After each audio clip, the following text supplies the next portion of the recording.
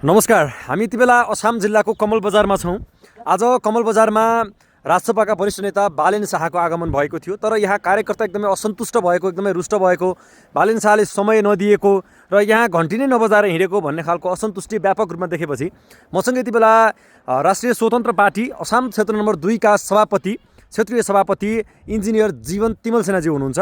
उहाँसँग यो बारेमा म छोटो कुराकानी गर्नेछु।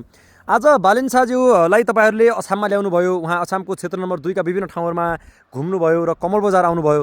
उहाँ कमल बजार भात खान मात्रै आएको हो, यहाँ चाहिँ पार्टीका नेताहरूसँग भेटेनन्, यहाँ चाहिँ घन्टी नै नबजाएर गए भन्ने खालको एउटा गुनासो तपाईँले पनि सुन्नुभयो, अहिले बजारतिर चलिरहेको छ। के भन्नुहुन्छ विषयमा, के भएको खासमा आज? धन्यवाद महेशजी। कमल बजारमा हजुरलाई सर्वप्रथम त मैले स्वागत गरेँ।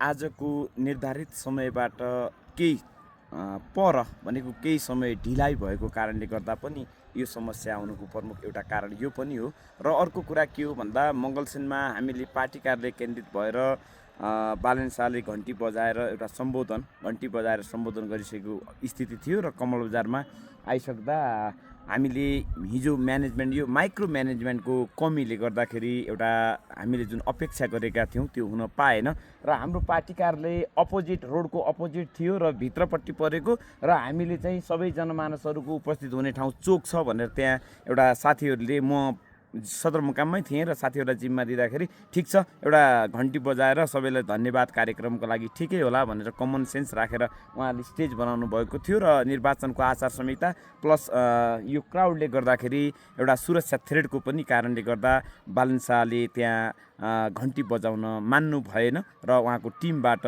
त्यो अस्वीकार भइसकेपछि हामीले खाना खाने कार्यक्रम पनि यहीँ गरिसकेका थियौँ। ढिलो भइसकेको थियो र खाना खाँदाखेरि अछामका समग्र समस्याहरू मैले र हाम्रो कृष्णा बहिनीले जङ्गलघाटका समस्या, ढकारीका समस्या, वेतन कर्णालीका समस्या, खुलालु रोडका समस्या, अनि रहफ भुलुका समस्या, अनि यहाँको पर्यटकीय सम्भावना, रामारोसनका सम्भावना, पञ्चदेउल विनायकका सम्भावना, समष्टिगत जानकारी मैले दिएको छु र यहाँका नागरिकले जुन देख्न पाउनु भएन, कतिले देख्नुभयो अथवा देख्न नपाएकाहरूमा एउटा असन्तुष्टि आउनु स्वाभाविकै हो। तर यसका पनि प्रक्रियाहरू छन् र क्लजहरू छन्, त्यो कुरा बुझ्दिन हुन पनि आग्रह गर्न चाहन्छु। विनायकमा पनि हामीले एउटा कार्यक्रम तय गरेका थियौँ र त्यहाँ पनि हाम्रो समय भएन र बालेन शाहको जुन अभियानको सेड्युल थियो, जसरी अभियान गर्दै आउनुभएको थियो, यहाँ मात्रै होइन, यो नौलो कुरा पनि होइन र अरू जिल्लाहरूमा पनि यत्तिको पनि भएको छैन। हजुर, विशेष गरी अब जस्तो यो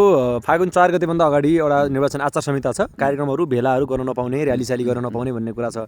तर पनि बालेन शाह जुन ठाउँमा जानुहुन्छ त्यही ठाउँमा सयौँको सङ्ख्यामा, अझ हजारौँको सङ्ख्यामा भिडभाड लाग्ने गर्दछ। जस्तो हिजो साँफेमा पनि देखियो, आज मङ्गलसेनमा पनि देखियो। कमल बजारमा चाहिँ त्यसको तुलनामा अलिक कम देखिएको हो कि, अथवा यहाँ म्यानेजमेन्ट हुन नसकेको हो कि, या त त्यहाँको तुलनामा यहाँ पनि थियो? कस्तो पाउनुभयो यहाँको फरक चाहिँ? अब मङ्गलसेन साँफे बजार क्षेत्र हो र कमल बजारमा आज म्याक्सिमम पब्लिकहरू, यहाँ एक त जनसङ्ख्यै कम छ, अर्को कुरा विनायकमा राष्ट्रिय खेल भनेको मतलब जिल्ला स्तरीय खेलकुद चलेको कारणले गर्दाखेरि यहाँका सम्पूर्ण युवाहरू, शिक्षकहरू, बुद्धिजीवीहरू त्यो खेलको लागि विनायक केन्द्रित हुनुभएको छ र त्यही भएर उपस्थित सङ्ख्या अथवा यहाँको जनसङ्ख्या नै कम भएको स्थिति थियो र सङ्ख्यात्मक हिसाबमा कम देखिएको कुरा साँचो हो। र विनायकमा बृहत उपस्थित हुने थियो र हामीले पूर्व जानकारी पनि गरेका थियौँ र हाम्रो विनायकबाटको यात्रा त्यो हुन सकेन। त्यो भएको कारणले गर्दाखेरि मङ्गलसेन र साँफे जस्तो उपस्थित यहाँ नदेखिएको कुरा साँचो। जस्तो अछाम क्षेत्र नम्बर 2 मा बालेन शाहज्यूको प्रमुख स्वकीय सचिवको रूपमा लामो समय 3-4 वर्ष काम गरेको व्यक्ति नै यहाँको उम्मेदवार हुनुहुन्छ तपाईँहरूको पार्टीबाट। यहाँ तपाईँको 2 नम्बर क्षेत्रमा राष्ट्रसभाको साङ्गठनिक अवस्था कस्तो छ र उहाँले जित्ने सम्भावना कस्तो छ? तपाईँहरूले क्याम्पेन कसरी गरिराख्नु भएको छ, चुनावी क्याम्पेन, चुनावी अभियान? अब हाम्रो उम्मेदवार बालेन शाहको सुदूरपश्चिम भ्रमणमा हुनुहुन्थ्यो र उहाँ पार्टीको केन्द्रीय सदस्य भएको कारणले यो सुदूरपश्चिमको सबै ठाउँको रोडम्यापमा उहाँको पनि केही भूमिका भएको कारणले गर्दाखेरि आजको मितिसम्म उहाँ सुदूरपश्चिम 9 जिल्लाको भ्रमणमा हुनुहुन्थ्यो र पर्सि 18 गतेबाट हामीले घर दैलो अभियान सुरु गरेका छौँ। सम्भवतः या हामीले रहबबाट घर दैलो अभियान सुरु गर्ने या कालेकाँडाबाट भनेर हामी भोलि त्यसलाई डिसाइड गरेर पर्सि घर दैलोमा जानेछौँ र पछिल्लो समय यो देशका लागि परिवर्तन आवश्यक छ भन्ने जुन युवा पुस्ताबाट एउटा यो हुटुटीका साथ स्वतःस्फूर्त रूपमा घन्टी जुन चलिरहेको छ यो ट्रेन्डको रूपमा आज अछाममा स्थापित भएको छ र यो चिजलाई नेतृत्वले सही ट्र्याकमा लिन सक्यो, जनताका जनभावनाहरूलाई बुझ्न सक्यो, त्यो अनुसारका कमिटमेन्टहरू पुरा गर्न सक्यो भनेको मतलब लजिकल्ली रूपमा हामीले त्यो हामीसँग छरिएको सङ्गठनलाई एकीकृत गऱ्यौँ भने हामी राम्रो मतले अछाममा जित्ने सम्भावना एकदमै उच्च। तपाईँलाई लामो समयदेखि चाहिँ अछाम क्षेत्र नम्बर 2 को उम्मेदवारको रूपमा तपाईँलाई चाहिँ तपाईँको पार्टीका कार्यकर्ताहरूले अझ नेताहरूले नै लेखिरहेको देखिन्थ्यो सोसियल मिडियामा। तर पछिल्लो समय जब बालेन शाहको टिम समेत समायोजन भयो रासोपामा र त्यसपछि टिकट एक्कासी बालेन शाह टिममा गयो भनौँ, अझ भूपदेव शाहको उसमा गयो, त्यसपछि तपाईँमा चाहिँ कतिको असन्तुष्टि छ? तपाईँ कसरी कन्भिन्स हुनुभयो? म कन्भिन्स र कन्फ्युज हुने मान्छे होइन। म आफ्नै तरिकाले एउटा यात्रा गरिरहेको छु। मेरो यात्रा त्यस्तो हुन्छ कि जसले अरूलाई असर नपारोस् भन्ने डे वान भनेको हिजोका दिनबाट म त्यो चाहन्छु र परिवर्तनको पक्षधर हो। अन्तत्वगतवा पार्टीको निर्णय नै स्वीकार्नुपर्ने भएको कारणले मैले सहज रूपमा तपाईँ आन्तरिक रूपमा असन्तुष्ट त हुनुहुँदैन? क्लियर गरिदिनुहोस्। म छैन, किनभने तपाईँको यो भिडियो हेरिराख्नु भएको कार्यकर्ता समर्थकहरूलाई अब असन्तुष्टि हिजो सङ्गठन निर्माणमा मैले भन्नुभन्दा पनि यहाँको जनस्तरकाबाट उठेका आवाज एउटा अपेक्षा रहने कुरा रहन्छ र अर्को कुरा कर्म गर्ने मान्छेले फलको आशा भनेको मतलब गर्दैन, जुन बेला पनि फल प्राप्ति हुन सक्छ। तर शुभेच्छुक र शुभचिन्तकहरूबाट यो हुनुपर्छ भन्ने जुन आवाजहरू उठ्छ यसलाई म स्वाभाविक ठान्छु। भूपदेव शाहज्यूलाई अगाडि सार्दै गर्दाखेरि तपाईँ आफै प्रस्ताव हो क्या समर्थक बस्नु भयो मनोनयन दर्ताको मैले बेलामा? अन्तिम आवरमा मैले समर्थन गरेँ र त्यो नोमिनेसनको दिन समर्थन गरेर खुल्ला तरिकाले एउटा कन्फ्युजन नरहने तरिकाले म आज पनि चुनावी क्याम्पेनमा विभिन्न पालिकाहरू विभिन्न ठाउँहरूमा जनस्तरमा म गइरहेको छु र जनताका आवाजहरूलाई पनि टिपोट गर्दैछु र अछामका समग्र समस्याहरूलाई एकीकृत गरेर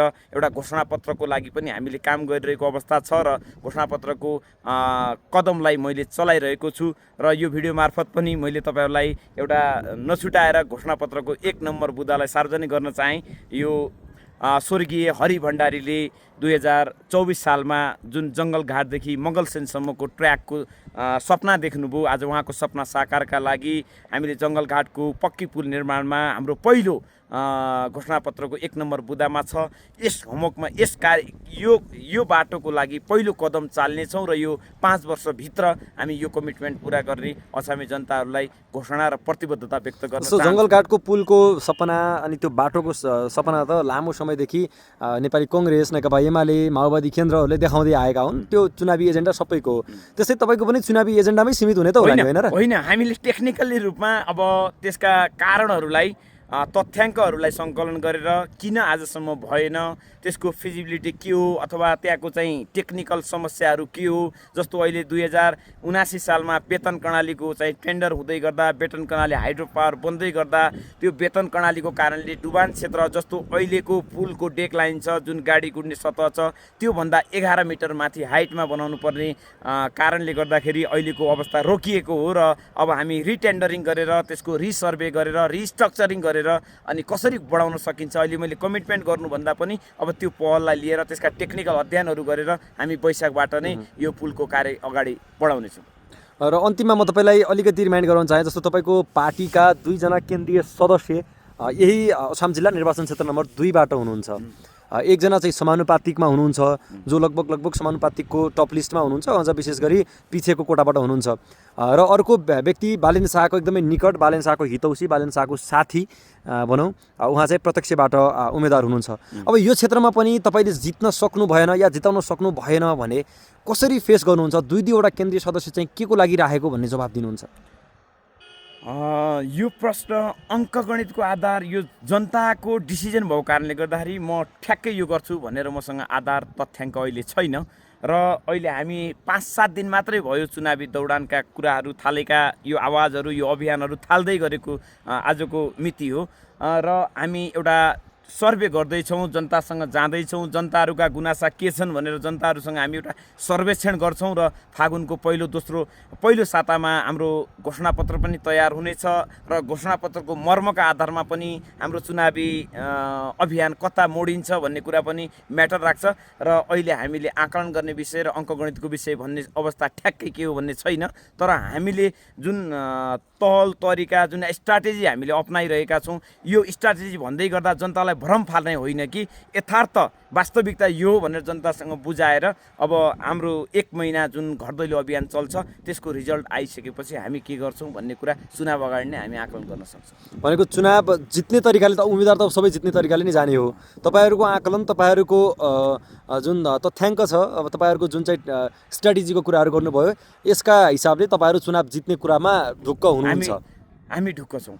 किन छौँ भन्दा आज अछाममा युवाहरू एउटा पुरानो राजनीतिक संस्कारबाट वितृष्णा जागेर कता जाउँ के जाउँ, नेतृत्व कसले गर्ने, हाम्रो के हो भविष्य भन्नेमा अन्यल भइरहेको बेला नेपालमा राष्ट्रिय स्वतन्त्र पार्टी जुन युवाको पार्टी उदय भयो र आज आम सम्पूर्ण जति पनि नागरिक हुनुहुन्छ उहाँले घन्टी चुनाव चिन्हमा मत हाल्ने भनेर भनिरहेका आवाजहरूले गर्दा पनि हामी 2/3 ल्याउन सक्छौँ भन्ने आधारहरू तय भएका छन्। र अब यति भन्दै गर्दा फेरि चुनाव जितिने होइन, अझ हामी होमवर्क थाल्छौँ, जनतासँग प्रत्यक्ष साक्षात्कार गर्छौँ र त्यो डाटा कलेक्सन गर्दै जाँदाखेरि हामीले फागुनको पहिलो सातादेखि दोस्रो साताभित्रमा हाम्रो आकलन के हुन्छ भन्ने कुरा सार्वजनिक गर्छौँ। र मैले अन्तिम भन्दा भन्दै लामो भयो, अन्तिममा मैले अर्को एउटा सवाल राखेँ तपाईँलाई।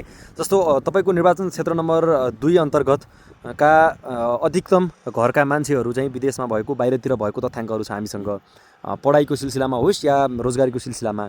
अब यहाँ घरमा भनेको आमा बुवाहरू, बुढापाका मान्छेहरू मात्रै छन् यता भोटरको रूपमा। बुढापाका मान्छेहरू उनीहरूको चाहिँ पुराना पार्टीहरूसँग एक प्रकारको कनेक्सन छ, उनीहरूको भरोसामा तपाईँले निर्वाचन जित्ने आधार देख्नु भएको छ, या जो बाहिरतिर हुनुहुन्छ उहाँहरूसँग चाहिँ कसरी समन्वय गरिराख्नु भएको छ? यो अछामको मात्र नभएर बागलुङ, गुल्मी, पाल्पा, स्याङ्जा, गोर्खा, यताको बाजुरा, डडेलधुरा, बैतडी, बझाङ लगायत अछाम, यो सबै ठाउँको यो माइग्रेसन भएको अथवा गाउँ बस्ती खाली भएको सिनारियो हो। र अहिले हामीले अछाम केन्द्रित मात्रै भएको कारणले गर्दाखेरि यहाँको जनसङ्ख्या वैदेशिक रोजगारमा, पढाइ लेखाइको लागि सहरमा गएको कुरा यो डाटाले पनि देखाउँछ र अहिले हिँड्दै गर्दा यी बजारका पसलहरूका सटरहरू बन्द भएकोले पनि तथ्याङ्कले पनि देखाउँछ।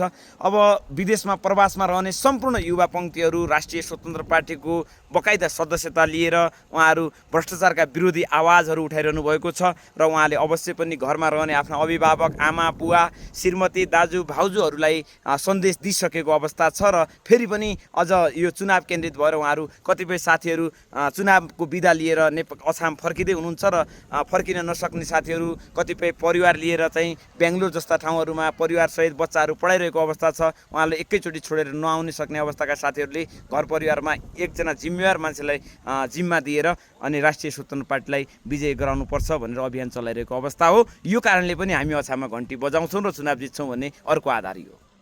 अन्तिममा केही सन्देश छ? अन्तिममा यो अछाममै आज अछामका पत्रकार, यो माटोले जन्माएका चर्चित पत्रकार, जस्ताको तस्तै आवाज लिने अनि अन्याय र अत्याचारका विरुद्धमा भण्डाफोर गर्ने युवा पत्रकार, युवाहरूको जोस, युवाहरूको चाहिँ एउटा परिवर्तनको आशा यो क्षेत्रले अब आगामी दिनमा देख्ने राजनीतिक अनुहार महेश जैसीले आज कमल बजारको ब्याकग्राउन्डबाट मेरो आवाजहरू कैद गर्नुभएको छ। तपाईँलाई विशेष धन्यवाद र आगामी फागुन 21 को चुनावमा सबैले घन्टीमा मतदान गरी यो देशलाई जिताउनु हुनेछ भन्ने अपेक्षा राखेको छु र आजबाट म चुनावी अभियानमा घर दैलोमा खटिने छु र निरन्तर फागुनको 17 गतेसम्म जनताको घर दैलोमा हुनेछु भन्ने तपाईँहरूलाई सन्देश दिँदै मेरा 2 शब्दहरू यहीँ अन्त्य गर्छु।